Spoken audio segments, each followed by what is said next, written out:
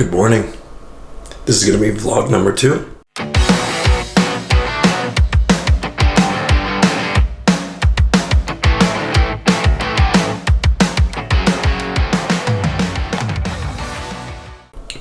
As you know by now, I'm training for a marathon. And today we've got an early morning 10-mile easy run. This last weekend I just did my longest run for prep that's going to be straight through. It was 19 miles. It was a doozy. Today's a little easier, a little slower pace, 10 miles. I'm going to go get after it and catch up with you once it's wrapped. Here we go. What's up, guys? So I literally just wrapped my 10-mile AM session. And I kind of wanted to recap a couple things for you guys. Today was super slow and easy. The idea was clearly that, I wanted to keep the heart rate low and move slow. So it was a low and slow session. I think the real desire there is, of course, to train the cardiovascular system at a lower rate so it becomes more efficient. And then also, of course, get in the steps that I need to condition my body for this marathon. But the real point why I wanted to capture this is because this weekend I hit a 19-miler. The weekend before that, it was 16. Adding those 3 miles was devastating. But literally, it was a challenge. I had about 5 miles left, and I felt like my pace was slowing, and there was really nothing I could do about it. So I didn't attack that like a low and slow type of approach. I wanted to actually run it at an established intention, the same way that I feel like I'll kind of go out for the marathon. And the reason is because I just haven't run those kind of distances.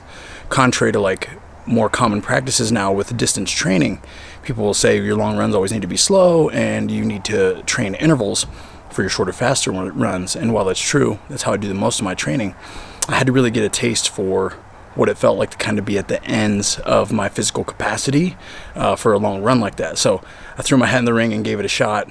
It showed me a couple things. I learned some things, but ultimately I was like average, I think 850 for the 19 miles, which I was really excited about once I got back and looked at some of the data. So I think if I can start the run in a few weeks a little slower than I probably started this weekend, it'll put me in a good spot to finish the 26.2 at a decent clip. I just thought I wanted to share that with you guys because I'm a rookie in the space. So I'd love for you guys to give me some advice. If you've done a marathon before, what is the longest training distance that you did prior, and how far was it out from competition day? And again, I've gotten advice from a few people. I've looked at a lot of programs online, and a lot of people have different approaches, mindsets, and mentalities. A lot of them have success, so I don't know that there's one right way, but I want to hear from you. What have you done? What was your longest distance, and how far away was it? And what was your common practiced approach to preparing for the marathon? I'm curious to know what your thoughts are. But for now, it's time for me to get up in that house, get some fuel, spend some time with my kiddos, and then I get back in the gym. I'll keep you guys posted. All right, now I'll show you guys what is for breakfast. We've got 2 whole eggs and some egg whites cooked over spinach.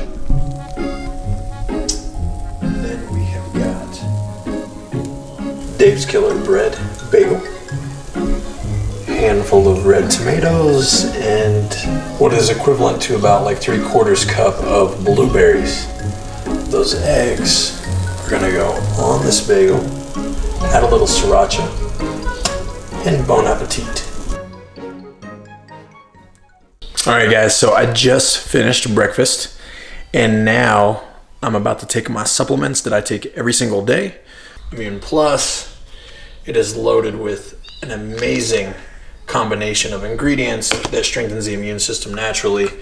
Then we've got our men's multivitamin that is specifically designed for men and maximizing testosterone production and all the wonderful things that produce great amounts of energy naturally throughout the day. And then Renew, which is bouting and fighting against all the inflammation that's taking place in my lower body, specifically from putting down all these miles. So I take 4 capsules of Renew. I take the 2 of the men's multi on a daily basis, and then I take 3 Immune Plus Complex capsules. A little quick short video here before I hit the road and get going to the office.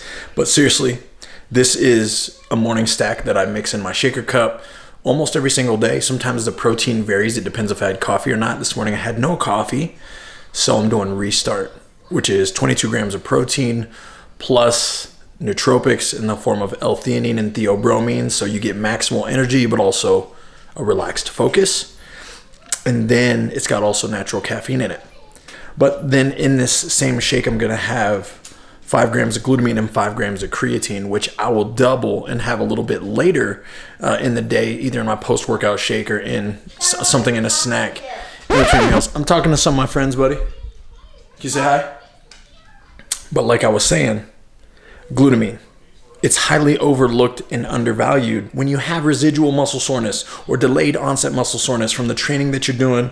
For me right now, this marathon training, sore and achy joints, sore lower legs, sore feet. This helps blunt the sore sensation. It basically almost masks our body's ability to detect it.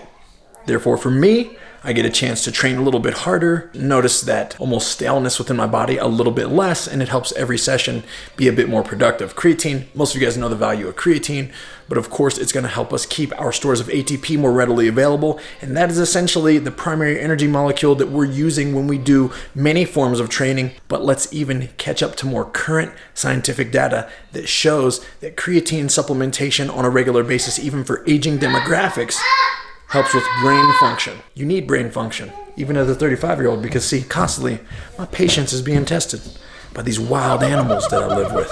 With wild animals, Dad? Yeah, I live with some wild animals, dude. It's crazy. Have a good one. All right, guys, checking out of office mode into gym mode. About to get a 1 scoop of Rebirth, and then I'm gonna go 2 scoops of Recover. About to go get in a squatting and a pressing day. Now, this session is going to look a little different because it's going to be a lot of unilateral work, not so much traditional squatting, but I might introduce it a little bit.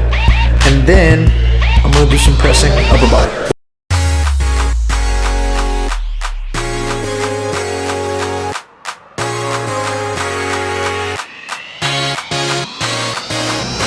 And that leaves me the opportunity to still train total body again tomorrow, but I'll do a hinge day for the lower body or a pulling day. There'll be a lot of deadlifting and pulling and accessories along that way. Same thing with the upper body.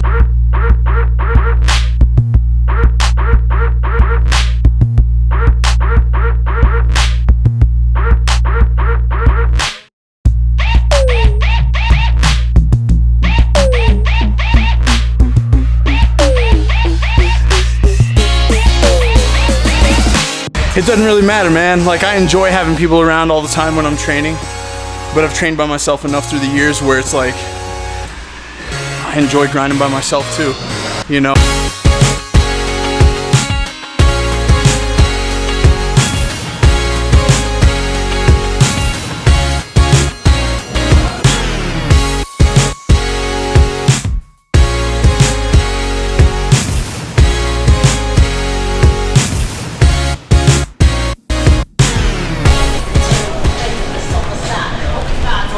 I'm trying to keep all my sessions relatively short just because my overall training time is so long. So, you know, this morning I did 10 miles and it was an easy 10. So it took me, you know, an hour and a half. And so it's one of those things where I'm doing a lot of work. I don't want to make my work redundant for my body, right? You're going to get better results and a stimulus by keeping the work shorter and being more intense than I will from just spending time in the gym and resting too long and chatting it up with other people. That's why I think there is a big advantage to like having an idea, what do I want to accomplish, even setting a time frame of how to get in and get out. Today's session was basically I wanted to squat and press. I mentioned that to you guys several times, but it's like I came into the gym and I started with a belt squat, basically did 4 ascending sets of that with some dumbbell flat bench, supersetted those 2 things. And the benefit of supersetting is that I'm still accomplishing work with my lower body. And while my lower body's recovering, I'm kind of grinding with my upper body. Some people would argue that I'm not like getting the most out of any given body part. That's okay with me. I'm trying to get fitness so I can express it, not necessarily be aesthetically pleasing. And I think overall, that session probably took me just over 30 minutes and it was very productive. All right, guys, it was another great day. You caught up with me early, had 10 miles easy this morning, great pace, kept the heart rate low and ran slow. Had a great productive day at the office. Hit a live where we took a deep dive on creatine and glutamine, our rebuild stack here at FNX. which gave me some great content and ideas to maybe drop with you guys. So if you ever have questions about supplements, products, things that we design here as a company and why or how to use them, feel free to drop those questions in the comments below. I'd love to address those, even if they're quick takes on some of these vlog series and knowledge bombs that I could drop for you guys. And then I had a great and very productive session, quick in and out of the gym in 35 minutes of some strength training. Hopefully the idea is not lose too many of the gains, keep my joints supple and healthy, and create some unilateral balance through this marathon training. So anyways, I appreciate you guys tuning in. As usual, please subscribe and comment below. What was your favorite part of this vlog? And also keep the tips coming for marathon training. I'm a newbie. See you guys next week.